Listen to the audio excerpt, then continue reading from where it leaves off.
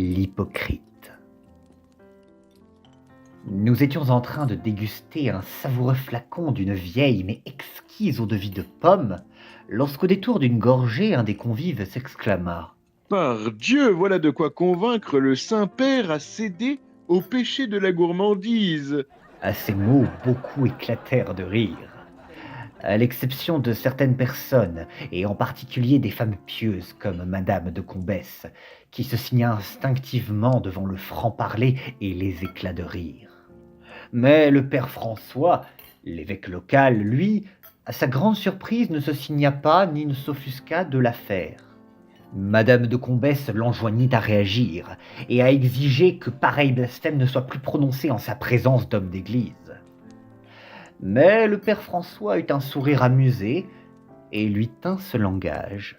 Madame, si vous prenez la pique de ce que vous enseigne la prêche comme une vérité intangible et qu'on ne doit jamais questionner ou remettre en cause, j'ai à vous dire sur le champ que vous vous condamnez d'ores et déjà au malheur et à l'enfer sur terre.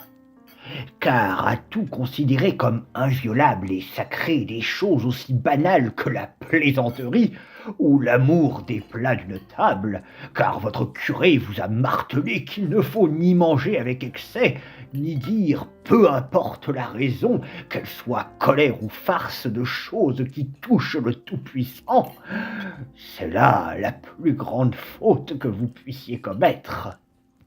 L'homme sage sait tirer dans les saintes écritures, comme de par l'expérience de la vie, pour déceler le vrai du faux blasphème. Notre Seigneur nous a fait à son image, et nous rions bien de nous sans nous soucier du reste, alors pourquoi ne pourrait-on rire de lui? Pensez que le Verbe est immuable et impossible à questionner, car il est dit depuis des lustres, me semble une bêtise. Prenez le péché de gourmandise, puisqu'il semble vous faire horreur. Qui vous dit que lorsqu'il multiplia les pains, le vin et le poisson, notre Seigneur Jésus-Christ ne conduisit pas sans le vouloir des innocents sur la route du péché? Il est bien écrit, tu ne tueras point. Pourtant, toutes ces prétendues sorcières qui furent exécutées ont bien péri de la main de chrétiens. Il est facile pour n'importe quel homme de dissimuler sous un voile de piété des atrocités dignes des païens antiques. Peut-être l'ignorez-vous, madame, mais lorsqu'une prétendue victime de sorcellerie accuse quelqu'un, le sort de l'accusé est d'ores et déjà réglé, puisqu'aux yeux des manuels en sorcellerie, des doctorants austères et impassibles de l'Église, il n'y a que deux possibilités clairement établies. Soit la victime voit le diable revêtir l'apparence de l'accusé et donc il est coupable, soit c'est le diable lui-même qui apparaît et donc l'accusé est coupable.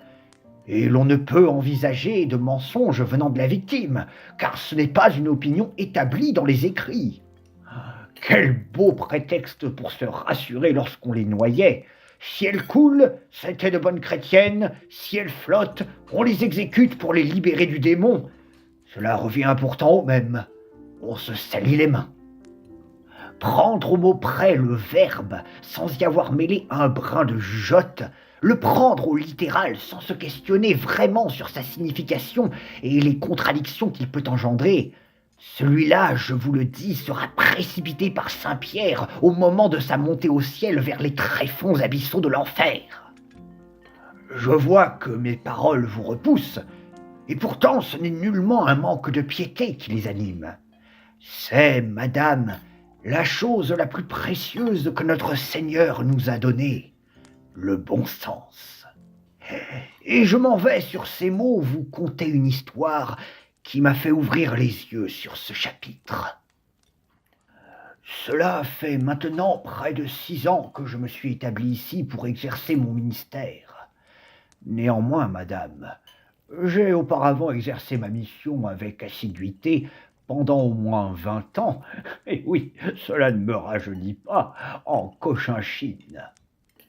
J'y ai été envoyé au début de l'année 1864 avec divers confrères de mon monastère d'origine pour répondre aux besoins croissants d'éduquer les jeunes autochtones autant par la Bible que par l'école à Saigon, dans une petite bicoque des quartiers du port, Une bicoque qui avait dû jadis être une ancienne réserve de poissons séchés, au vu de l'odeur à peine tolérable qui émanait du plancher.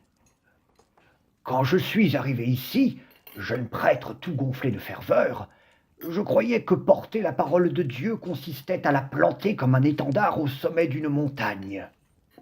J'étais au début, comme beaucoup, plein d'ardeur, pressé de convertir, certain que la vérité, parce qu'elle est vérité, s'impose d'elle-même.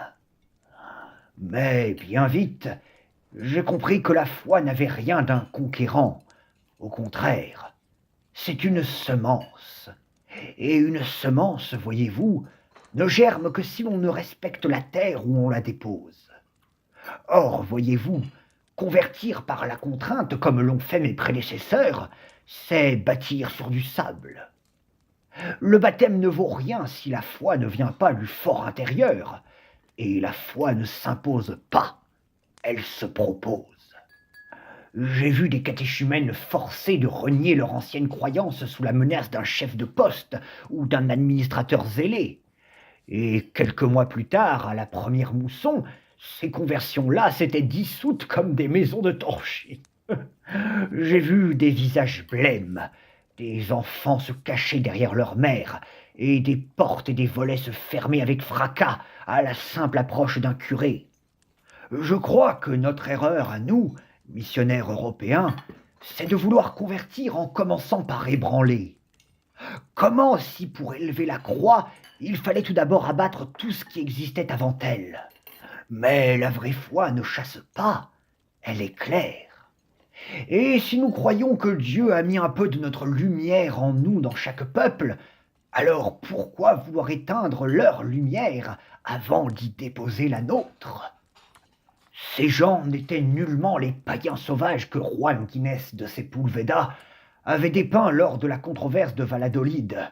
Ils n'étaient nullement des sauvages idiots, cannibales, incultes, adorateurs d'idoles de démons impies, qui ne pouvaient être que le reflet de la progéniture de Satan, et dont il fallait bannir les cultes et brûler les idoles.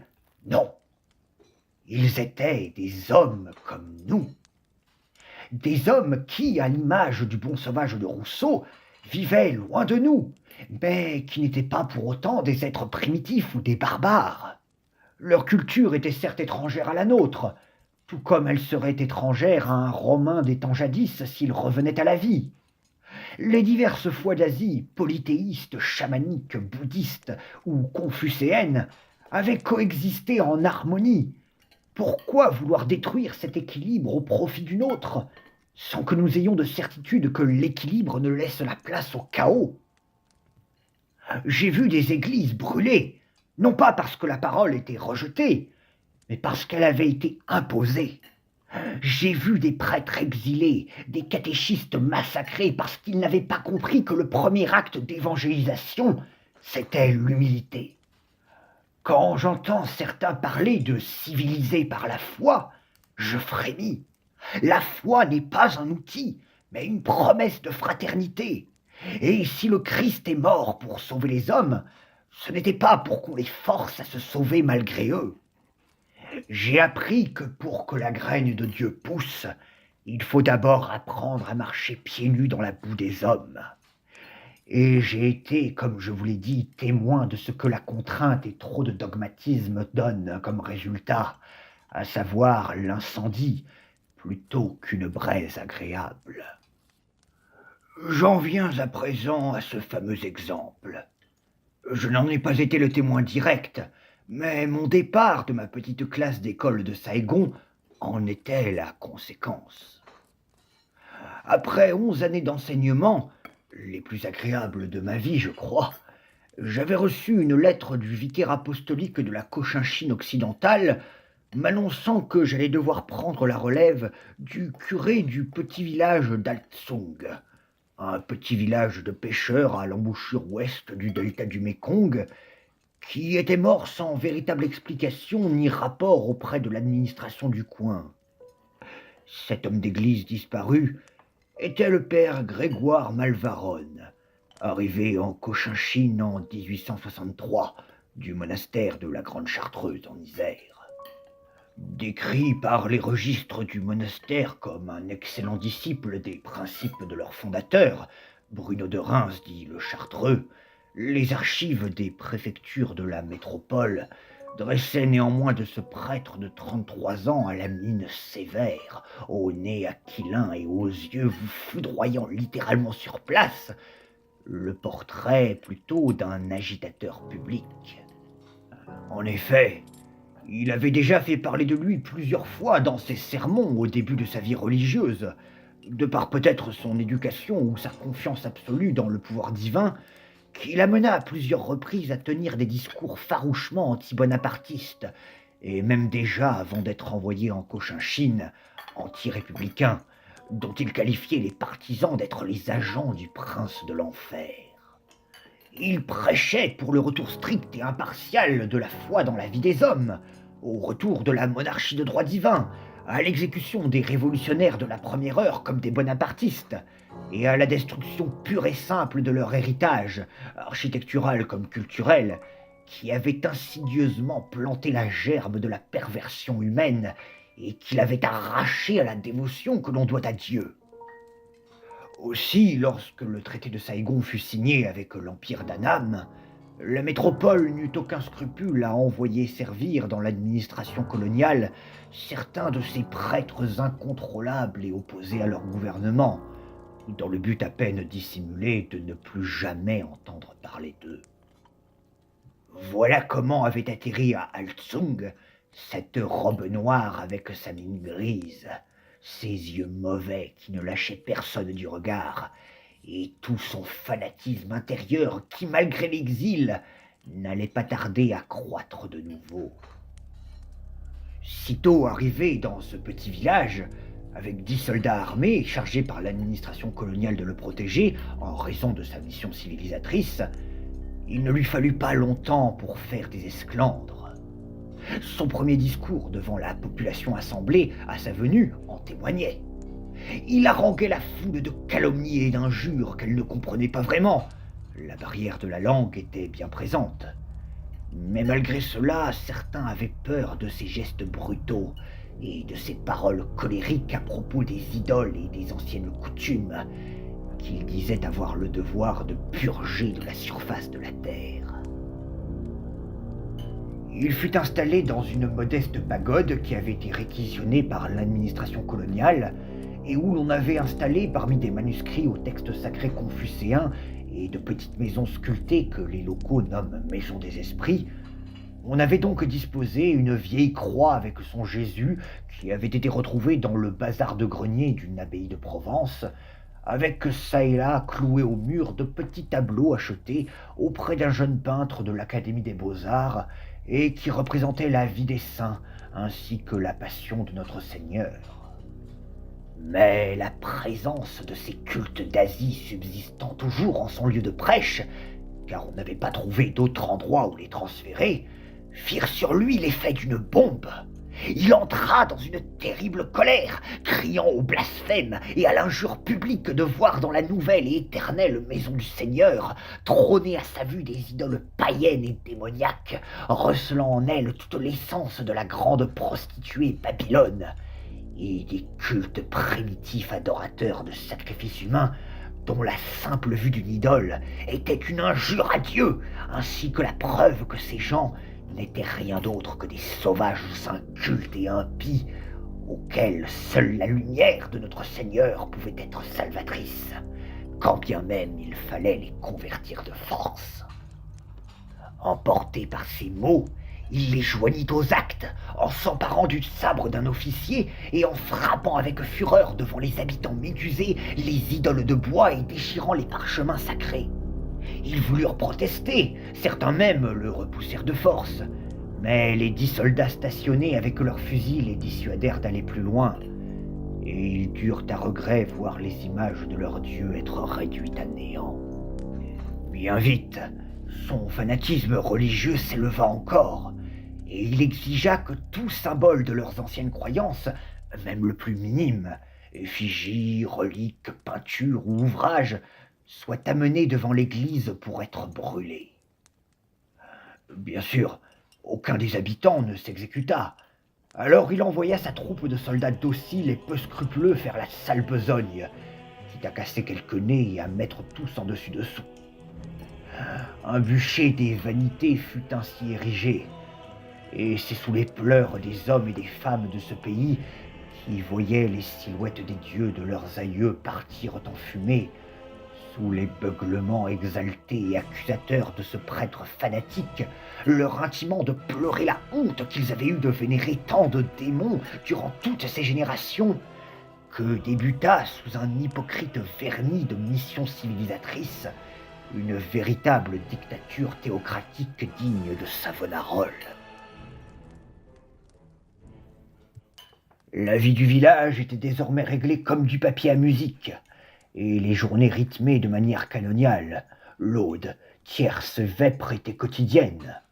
Les fêtes païennes furent bien vite remplacées de force par le culte des saints lorsque les premiers colons français s'installèrent dans le village, et auquel la population indigène était contrainte de participer, sans réellement y nouer une forte attache, à l'exception de la peur qu'un chien peut ressentir lorsque son maître le dresse avec un bâton.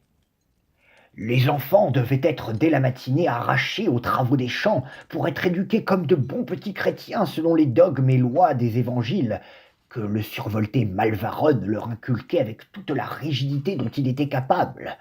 Et gare à celui qui oserait ne serait-ce qu'enfreindre une de ces lois. Ces pauvres jeunes gens furent bientôt dressés comme du bétail.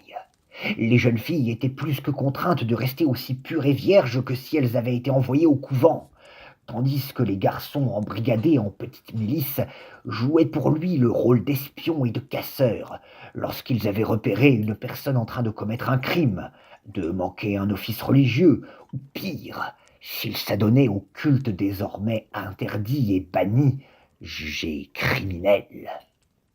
Les habitants d'Altsung m'ont rapporté bien des exemples. Les impies, comme ceux s'adonnant au vice, pouvaient être victimes de saccages brutaux de leurs maisons par ces garnements portant fièrement au cou leurs crucifix. Ils s'emparaient sans pitié de tous les objets jugés liés à la corruption spirituelle, miroirs, cosmétiques, des livres non religieux, des jeux, des instruments, des effigies païennes qui avaient échappé à la rafle des soldats, des robes, splendides ou trop tentatrices, des nus peints sur des estampes de parchemin, et il les faisait brûler durant de grandes processions à l'ombre bienveillante de la croix. Parfois, le fautif était passé à tabac en public, ou contraint pour faire pénitence et obtenir le pardon de son âme, d'arpenter nu le village avec sa compagne, si jamais ils avaient été pris en flagrant délit. Il y eut des plaintes déposées auprès de la préfecture coloniale afin que ces abus cessent. Mais les administrateurs coloniaux ne voyaient qu'en ces gens des barbares ignorants de ce qu'était la grandeur de la civilisation. Et ils jugeaient qu'en raison de la taille ridicule de son village, Malvaronne leur était plus utile que nuisible pour imposer la domination française.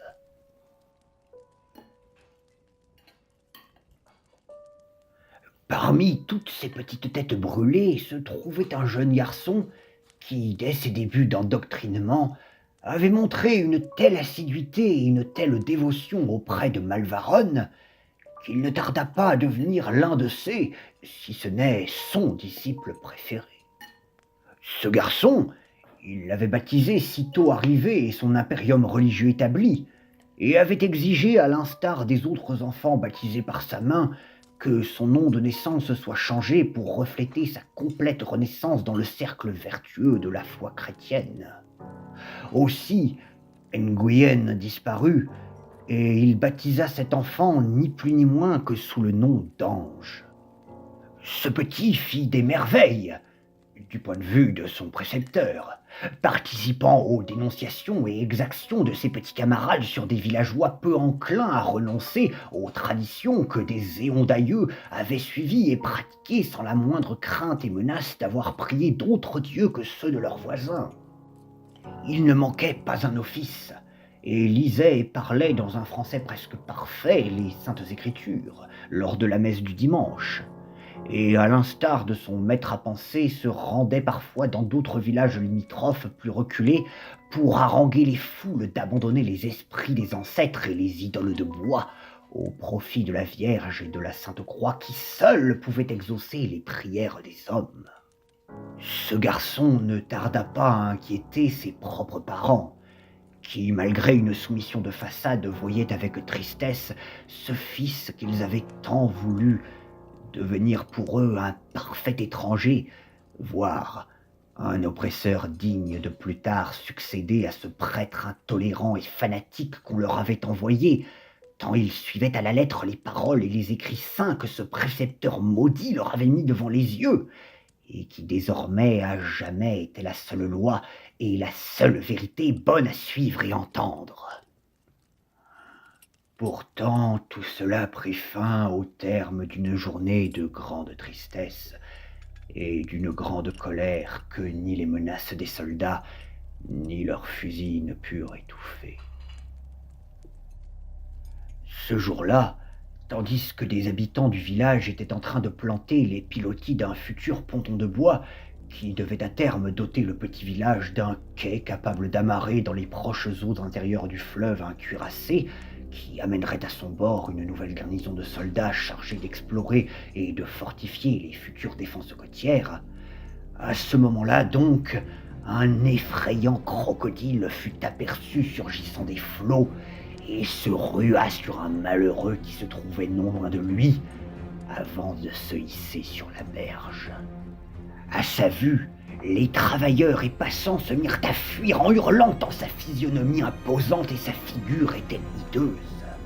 Sa tête jaillit la première, longue et plate, fragment de cauchemar modelé dans le limon des âges.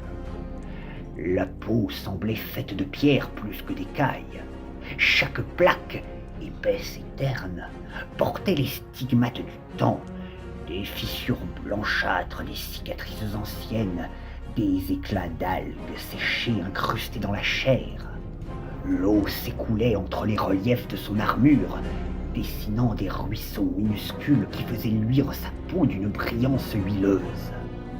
Lorsqu'il respira, ce fut un râle qui s'échappa, un souffle épais et humide qui fit frissonner les flots alentour. Son museau, long et effilé, s'ouvrit, révélant des rangées de dents aussi fines que des lames et aussi nombreuses que les étoiles du ciel. Son cou massif se prolongeait en un dos hérissé de plaques cornées comme une forteresse vivante verdâtre qui fendait l'eau telle une lame de hachoir. Ses yeux jaunes et fixes brillaient d'une intelligence cruelle, et sa queue était un fléau d'écailles et de muscles, assez longue pour faucher un homme d'un seul coup. Quand il s'approcha du rivage, l'eau se retira devant lui comme si elle craignait de le toucher. Le sable frémissait sous son poids colossal, et chaque pas laissait une empreinte si nette qu'on aurait pu y voir ici marquer le spectre de l'ancien passage d'un dragon. Les crocodiles sont, mes amis, des animaux très dangereux, car ils sont très territoriaux. Ainsi, si on a le malheur de s'aventurer sur leur territoire, ils peuvent se montrer impitoyables envers les intrus, et de toute évidence, les bâtisseurs du port avaient dû s'approcher de son nid. Voilà pourquoi il était là. Sa queue martelait le sol tandis que des râles gutturaux aberrants surgissaient de sa gorge et transmettaient à tous ceux assemblés non loin de lui une peur terrible et la crainte qu'il n'attaque. On voulut prévenir les soldats, mais le crocodile, comme doté d'une intelligence humaine, accula contre un arbre tous ces trouillards assemblés, tel un banc de poissons autour duquel il rôdait à présent avec un air sadique. C'est alors que derrière lui apparut le petit garçon prénommé Ange. Voyant la détresse de ses compagnons et voulant les aider, il eut soudain une sorte de reflet de perception mystique ou une révélation que la situation lui inspira immédiatement. De par sa confiance absolue en la foi et ses lectures assidues, il vit en ce crocodile la figure du dragon biblique et se persuada bien vite que si les saints, Des êtres aussi pieux que lui avaient réussi à le dompter et le vaincre par la force de leur foi. Qui plus est, cela avait été recopié et transmis jusqu'à aujourd'hui et donc ne pouvait nullement être sottise. Il se persuada donc que la chose était possible. Aussi, il s'avança vers le crocodile d'un air calme, la main tendue, bien droite, comme sainte Marthe domptant la tarasque, et assuré de son triomphe sur le mal. Bien mal lui fut de s'imaginer le héros d'une future page de l'Évangile, car sitôt sa main fut à portée de sa gueule que le crocodile la lui arracha d'un coup de mâchoire, avant de se ruer sur le pauvre garçon et de le mettre en pièces. Cet événement permit néanmoins à une femme de s'éloigner pour quérir quelques paysans et un soldat afin de chasser le monstre, qui, à l'écho d'une balle ricochant sur son armure d'écaille, s'en retourna dans les eaux profondes et vaseuses d'où il avait surgi, emportant avec lui entre sa mâchoire de Léviathan le tronc ensanglanté du pauvre ange, dont les jambes pendaient affreusement à sa dépouille comme les pieds d'un porc après l'abattoir.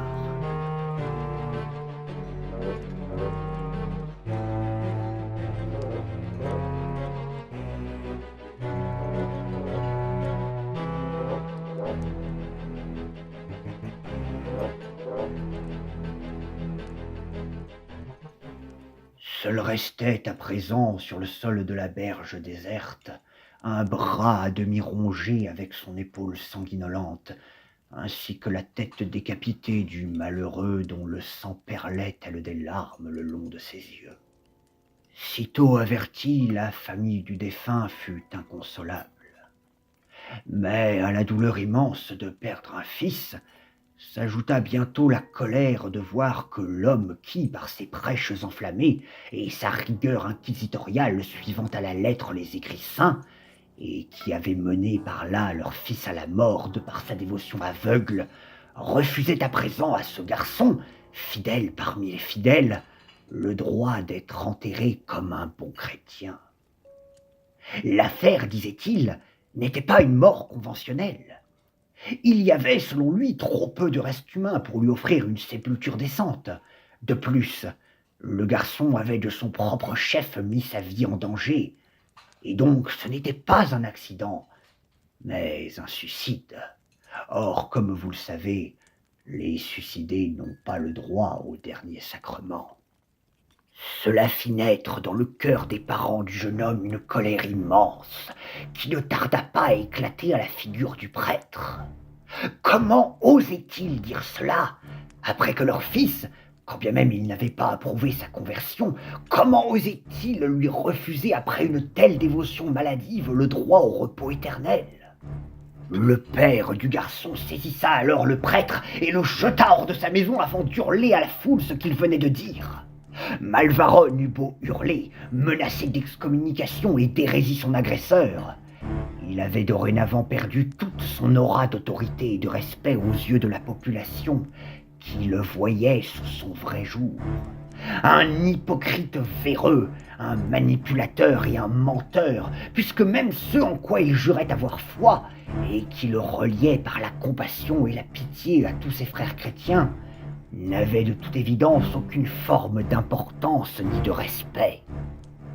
Ulcérés, tous se saisissèrent de lui, et malgré ses protestations, ses appels à l'aide, ses menaces, il ne fut ni écouté ni sauvé par ses ouailles françaises ni par les soldats, car ils voyaient eux aussi l'abîme hypocrite où ce prêtre exalté avait conduit la morale humaine pour mieux l'enterrer.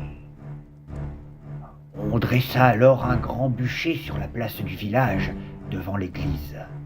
Et malgré ces malédictions proférées, comme le folklore l'attribue à Jacques de Molay, le dévot Malvaronne fut condamné à brûler comme un païen. Car, s'il est écrit dans la Bible que tu ne tueras point, il est également écrit que tu ne feras point à autrui ce que tu ne voudrais pas qu'on te fasse. Et nul doute que le très saint Malvaronne aurait aimé avoir droit au dernier sacrement, si lui-même avait compris que les refuser à autrui équivaudrait ironiquement à son propre suicide volontaire.